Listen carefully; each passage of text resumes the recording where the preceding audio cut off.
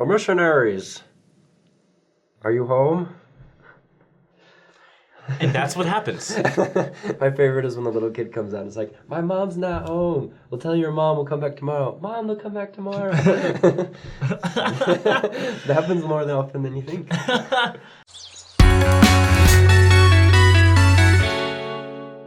Today, we're going to talk about what to expect when meeting with the missionaries, because we have a lot of people who watch the show who are investigating the church.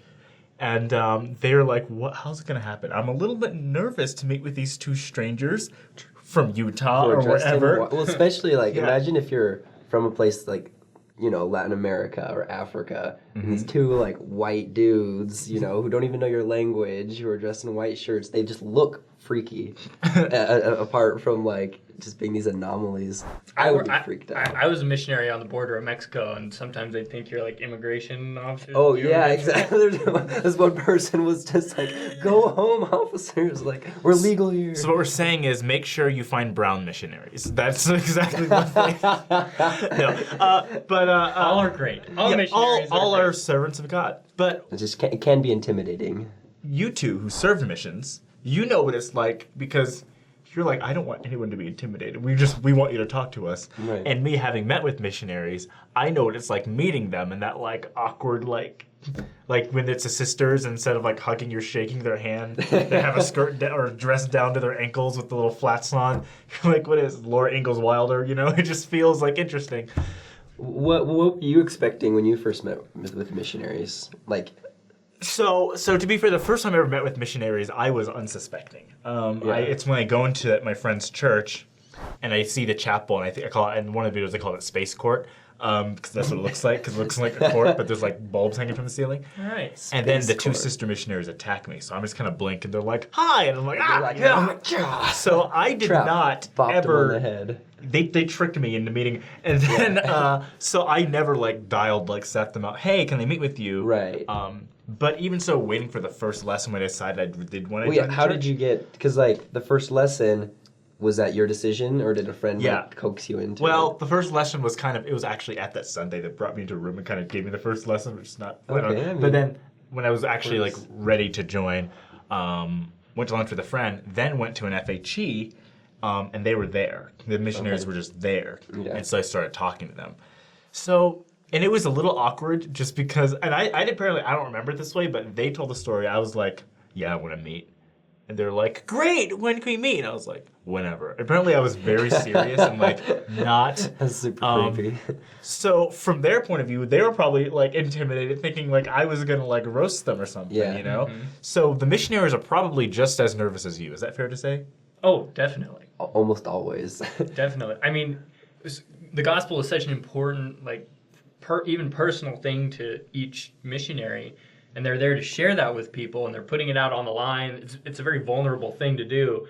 And statistically, I mean, most of the time they're getting doors slammed in not slammed in their faces, but they're getting rejected. Emotional doors slammed in their face. You show up at a door or meet someone on the street and you say, I have this really personal, awesome thing to offer you, and more than likely they're going to say, not interested. And so when someone is interested, and even just meeting, we're going to be really excited about that. We're just happy to be there and be able to talk to somebody. Even rabbis like David. Even rabbis like me. I just what got me more is I would be so anxious of the fact that in my mind this is their salvation, this is their exaltation, and so the moment we start talking, I'm just afraid I'm going to mess it up, that I'm going to say something wrong, or because granted, Heavenly Father's plan's bigger than me, so if I mess up, He's going to find a way to make sure that they get the opportunities they need, but it's still really stressful where it's what if I say something dumb and they're just put off? Mm-hmm. And honestly, I think that happens sometimes, where I just kind of said the wrong thing at the wrong time and they kind of lost interest. And so that's really stressful in a very human way, that just I don't want to ruin this person's life. And I mean, I'm not ruining it. You know what I mean? No. Yeah. That was the anxiety. And as you go on in your mission, you get better at learning that it's not all on your shoulders. No. But the newer you are, you're talking to someone and they're even people are excited to learn from missionaries. They're just oh, I want to learn about Joseph Smith. And you're well, he was a little boy. I don't know. I just don't want to mess it up. Because there's still part of you and a part of every missionary that's still like an 18, 19, 20-year-old kid. Yeah. And I mean, you replace the white shirt and tie with basketball shorts and a t-shirt, And you won't know the difference. and you don't know the difference.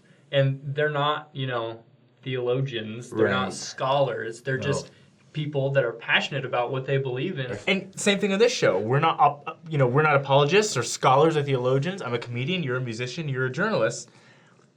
We just also have this religion and we like it a lot. Well, I think that says a lot for the religion is that just like it's true.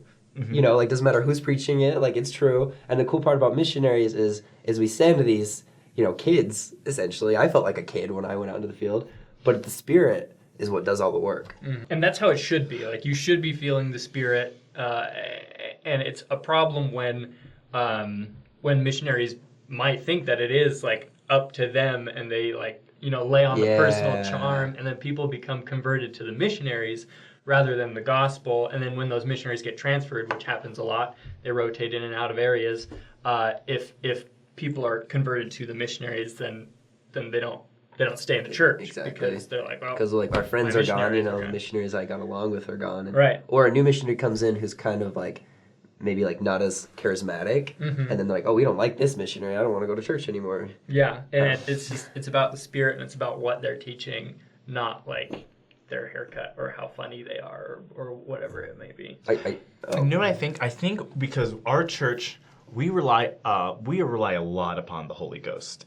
It's the third part of the Godhead. The Holy Ghost is very important. I mean, incredibly important. And so we don't minimize. We don't try to replace it with man-made evidence. We don't try to replace it with we're not gonna read all these great books by these theologians to make it all work here. We're not going to come with archaeological facts on why what we're saying is true. No, we just say, hey, this is the truth, and we want you to pray about it.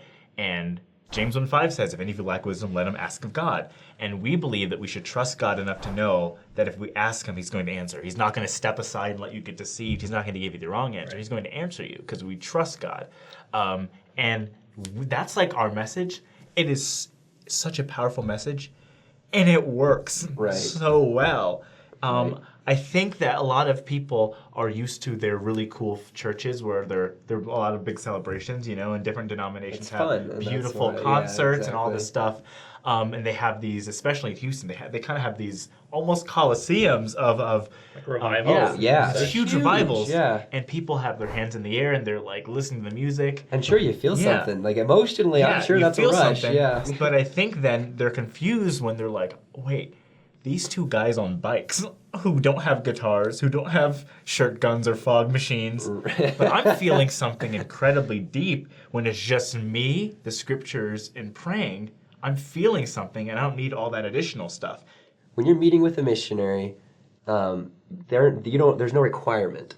You don't need to know anything. You don't have to be prepared to answer any questions. They're just going to come and get to know you, and then they are going to have invitations. Yeah. And that's what you said, it's when you're reading the scriptures, it's when you're going to church. That's kind of the biggest goal a missionary has, is they're going to come and they're going to pray and ask for the guidance of the Spirit to know what to invite you to do. Yeah. How can we help you draw closer to Jesus Christ through inviting you to pray or read the scriptures and go to church? Just keep the commandments. Mm-hmm. And so I think that's what you should expect from a visit from the missionaries. You should expect an invitation to grow closer to Christ. Yeah. And they always, or at least they should always leave an invitation, and they're very direct about it. Yeah. Will you read this part of the Book of Mormon, or will you pray about this? Yes, they are. They expect a yes or no answer from you. And they'll follow up because they will follow up. They know, up. because that's how you grow a testimony, is by doing it. And if you don't do it, they'll be like, well, will you do it this week? We're going to maybe put some If you're not going to do it, say that you're not going to do it. It's so frustrating when you go back and you're like, so how did your Book of Mormon reading go? I didn't have time, or I didn't even open the book and it's covered in dust on my counter, Yep. Yes, sir, it's literally on the same couch cushion. That's happened so many times where it's it's literally sitting in the same spot, and I was like, you didn't even look at it, did you? They're like, no, we did, we promised. I'm like, there was a question that was asked to me the first time I was meeting, the first time I was meeting again, when I actually wanted to meet, and they asked me, if you find out if these things are true, will you join the church? And that's a big question. That's kind of, because they didn't say, yeah. will you join a church? They say, if you find these things are true, will you follow through with it? And that alone, I mean, that itself, that makes sense. That's a very Right, reasonable question. right. If you find that these are true things, then will you join this church? And I said yes.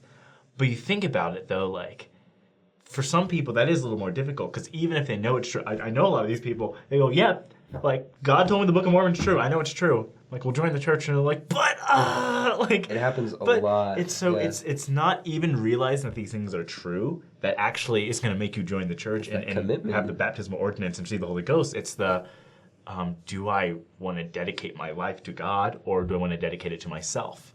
And that's what it comes down to. It's not even you can have the knowledge and still not come with your heart for some reason. And I think people, like, and it may sound really weird, but the invitation to prepare for a baptism can come after one visit with some missionaries. There's times where I was talking to people, and it was the very first time we had met, and I asked them that if they, like, felt this was true, like, would they be willing to prepare for a baptism? And you see it in their eyes, like, wait, baptism? Like, that escalated that's quickly. serious, exactly. They're like, I don't even know you guys, I don't even know anything about this, and I get it's kind of crazy, but I, like, don't be freaked out. If a missionary invites you to be baptized, they're not saying, let's go get some water right now. It's more just like... When you're ready. When you're ready. It's really frustrating when people aren't interested and, like, not that they're wasting your time, but they just, like... They lead you on. Yeah, like, I had this kid who just wanted to talk to us because he liked video games, and I like video games, and we kind of talked about video games sometimes, and then we'd have lessons, and he didn't care about the lessons at all. And he would just be like, okay, now can we play video games? I'm like, I can't play video games, I'm a missionary. And every time, and it was just like, and I realized, like, you're not interested in this message at all. And he's like, eventually, admitted. And so when we ask you to be invited to be baptized, it's more just like, are you going to take this seriously? Because this is really important to us, Well, I think, a lot of people, people want friends. A lot of people are honestly lonely and don't have friends. The missionaries are nice people. And the missionaries come by and they're praying for you. They say things like, yeah, we're praying for you. Like, these are two people that are rooting for you and they're nice. Yeah. And you just like, oh, I want friends. And they're like, but will you come under Christ? And they're like, oh, that part's a little, I don't know. Yeah, so, exactly. Yeah, it is hard for people. But at least from my experience, meeting with the missionaries, it may be awkward for the first couple minutes. But once you just knock down that wall, you have a human relationship. They're real people. But then it risks being converted to the missionary, not to the gospel. It's a balance. It is a balance. All right. So if you're meeting with missionaries for the first time, embrace it. Just have fun with it. You don't expect anything of yourself. Let them just share the message that they're there to share. And so subscribe, and social channels. Follow us and hit the notification button. Make sure you put a salt circle on the ground to make sure you drive away the witches that are coming by. Sea bears. The sea bears and the witches, because missionaries, if they see the sea bears, then they have to take out the cockatoo and chop it in half, and then the blue jelly blood that comes out. You don't want to watch it. Yeah, it's a whole thing. You don't thing. want to see it.